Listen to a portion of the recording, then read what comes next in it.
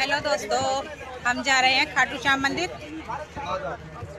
ये हमारे पापा, मेरी मम्मी, मेरी भतीजी, मेरी बेटी,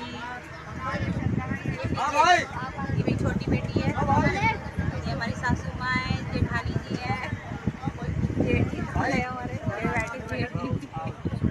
ये देखिए, ये पूरी बस जा रही है मंदिर। हेलो करो, हेलो करो, हाय करो, हाय हाय करो।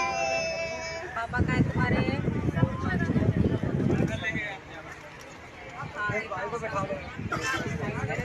ये तो रे।